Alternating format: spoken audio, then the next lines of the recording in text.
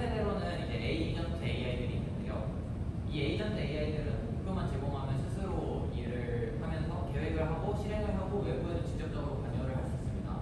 대표적으로는 최근에 에이전트 AI 같은 클라우드 코드와 데빈이라는 AI가 있습니다. 자, 그래서 오늘 배워볼 것이 무엇이냐면요. 첫 번째로는 LLM이 무엇인지 그리고 왜 에이전트가 필요한지를 배워보도록 할 것입니다. 두 번째로는 에이전트 AI에 필요한 핵심 구조가 무엇인지, 그 중에 리액트랑 MCP가 무엇인지 등을 배워보도록 할 것입니다. 그리고 세 번째로는 실제 에이전트의 사례들을 보고 어떠한 패턴들이 적용되어서 작동하고 있는지를 알아보도록 할 것입니다.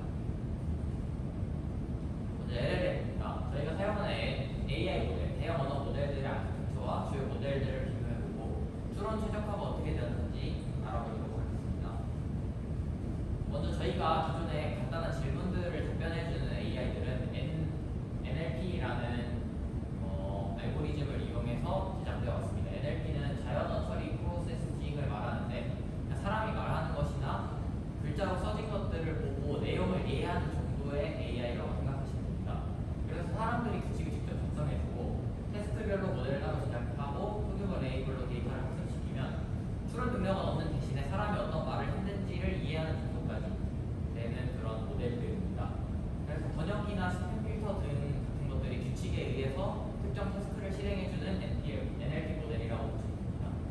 여기서 LLM 모델이 어떤 차이가 있냐면 LLM 모델은 엔드-투-엔드 학습으로 중간에 어떤 별도의 처리 과정이 없이 심층 신경망 구조로 중간에 조건이나 이런 것들을 넣을 필요 없이 데이터들의 특징을 스스로 파악한다는 특징이 있는데요. 그래서 중간에 어떤 처리 과정을 넣어둘 필요가 없기 때문에 하나의 모델로 그 모든 태스크를 처리할 수 있습니다. 하지만 이때 중간에 별도의 처리 과정이 없기 때문에 수조 개의 토큰으로 대규모 학습을 시켜야 된다는 점도 있습니다. 그리고 체인 오브 소트로 그 이전에 했던 것들과 이어서 추론하는 기능도 넣을 수 있고 대표적으로는 ChatGPT와 클로드, 제미나이 같은 것들이 LLM 모델이었습니다. LLM의 네 가지 특성은 다음과 같은데요. 첫 번째로 규모입니다. 수십억 수조 파라미터를 통해서 추론 능력 및 데이터의 특징을 알아내는 그런 특징이 있고요. 산발적 능력의 특징입니다. 또한 범용성인데요. AI 모델을 번역이나 코딩, 요약, 분석 등을 단일 모델, 하나의 모델로 처리를 할 수 있습니다. 저희가 GPT를 사용할 때 사용한 그런 것도 대표적인 있죠. 그리고 멀티모달입니다. AI 모델은 기존의 NLP 모델과 다르게 영상이나 텍스트, 이미지, 오디오 같은 것들도 모두 그 데이터의 특징을 파악하고 이를 처리할 수 있는 이해 능력이 있습니다. 그리고 마지막으로 트랜스포머입니다.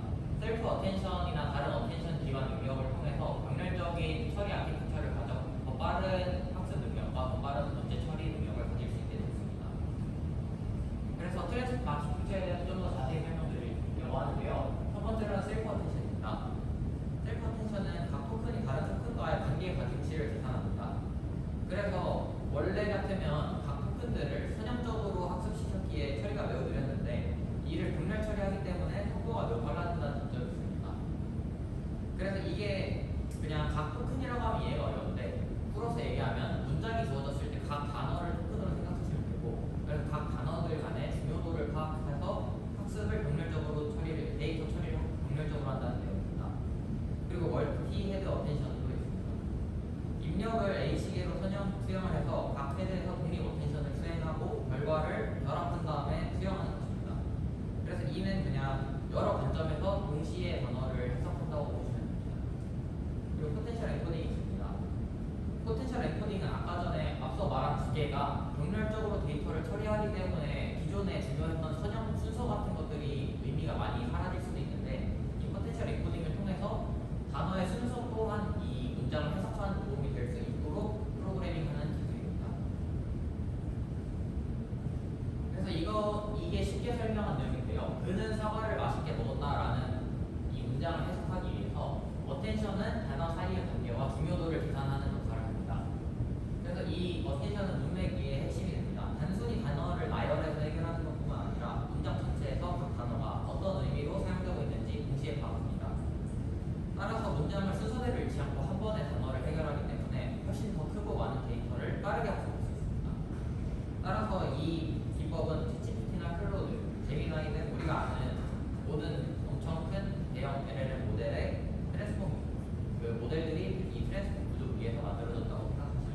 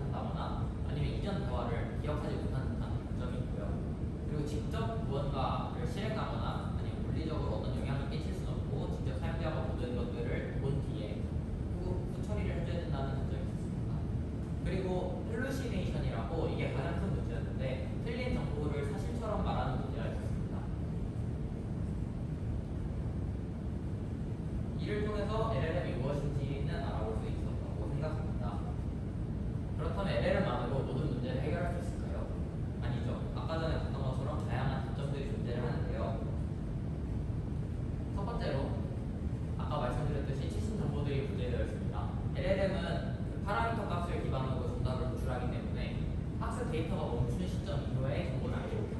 따라서 당장 오늘 쓰는 LLM 모델이어도 학습이 1년 전에 이루어져 있다면 1년 전 데이터까지밖에 기억을 못하기 때문에 이런 새로운 데이터들을 알 수 없다는 점이고요. 두 번째로는 개인 내부 데이터가 부재입니다. 개인화된 데이터를 LLM 모델은 학습할 수 없기 때문에 인터넷에 없는 정보를 물어본 다음에 이에 대해 답변을 해줄 수 없다는 단점이 있습니다. 그래서 이에 대한 해결책을 제시를 한 것이 AI의 기억을 외부에서 가져오자라는 해결책이고, 이 방법이 렉이라는 것입니다. 렉 말고도 여러 가지의 기존 AI, LLM 모델의 단점을 해결할 방법이 있는데요. 프롬프트 엔지니어링, 그리고 아까도 말씀드렸던 렉, 그리고 파인 튜닝이라는 방법이 있습니다. 프롬프트 엔지니어링은 질문을 어떻게 하는지에 따라 LLM이 답변을 하는 것을 보고 좀 더 나은 질문을 던져주는 것인데요. 이는 기존의 모델을 수정하지 않고도 더 좋은 정답을 얻어낼 수 있기 때문에 가장 빠르고 저렴한 방법입니다. RAG는 외부 지식 창고에 연결하는 방법입니다. 리트리 어규먼트 제너레이션이라고 하는데, 데이터 지금 있는 모델에서 사용하는 데이터뿐만 아니라 신뢰할 수 있는 외부에서 온 데이터, 검색에서 나오는 것이나 아니면 사용자가 제공해주는 데이터를 기반으로 학습을 하여 이 정보도 통합해서 알려주는 그런 알고리즘 기법입니다. 그리고 파인 튜닝은 모델 자체를 재학습시킴으로써 특정 도메인이나 스타일을 최적화시켜서 더 좋은 결과를 내게 하는 방법입니다. 이건 예를 들어서 애초에 이 모델을 코딩용으로 만들겠다 해서 이런 식으로 튜닝을 하는 방법입니다. 프롬프트 엔지니어링은 다음과 같이 3개로 나눠지는데요. 제로샷이라는 아무런 예시나 배경이나 설명 없이 질문만 던지는 방식으로 모델의 기본 지식에만 의존해서 모델의 정보만으로 정답을 도출하는 방법입니다. 그리고 퓨샷은 몇 가지 정답이나 예시 데이터를 보여주고 AI가 패턴을 학습해서 기존의 정보보다 조금 더 나은 형식으로 답변을 하게 만드는 기술입니다. 그리고 체인 오브 서트는 단계별로 생각하기를 지시해서 한 번에 이 정보를 처리해서 정답을 내는 것이 아닌 단계별로 추론할 수 있는 능력을 가질 수 있도록 질문을 하거나 인도하는 방식을 뜻합니다. RAG는 아까 말씀드린 것처럼 리트리버 아규먼트 제너레이션이라고 하는데, 실시간 정보를 아까 전에 말했듯이 검색할 수 있는 기능을 넣어주면 실시간 정보에 접근을 해서 최신 정보를 알려줄 수도 있고요. 아니면 사내 문서 같은 개인화되어 있는 문서들도 사용자가 직접 넣어준다면 이를 바탕으로 답변을 제공할 수도 있습니다. 또한 법률, 의료, 기술 특화로 만들어진 LLM을 만든다면 그것에 좀 더 특화되어 있는 지식으로 답변을 해줄 수 있는 LLM도 만들 수 있습니다. 그리고 RAG의 주요 기법은 다음과 같이 2가지인데요. 청킹과 인벨링입니다. 청킹은 방대한 문서를 한 번에 병렬 처리를 하면 그 의미를 해석하기가 좀 어려워지므로 AI가 한 번에 읽기 좋은 단위로 나누어서 짧게 나누는 것입니다. 인벨링은 많이 텍스트 조각의 의미를 분석하여 컴퓨터가 이해하는 숫자, 지표, 파라미터들로 바꾸는 것을 의미합니다. 이를 도서관에 비유를 하자면 여러 권의 책을 한 장씩 뜯어서 각 페이지의 주제를 파악한 뒤에 도서관에 비슷한 내용이 모인 곳에 꽂아 넣어서 이해하기 쉽게 변환하는 과정이라고 이해하시면 될 것 같습니다. 파인 튜닝은 일반적인 LLM에 특수한 데이터를 넣어서 한 분야의 전문적인 LLM을 만드는 것입니다. 이는 기존의 전공 교육과 비슷한 내용이죠.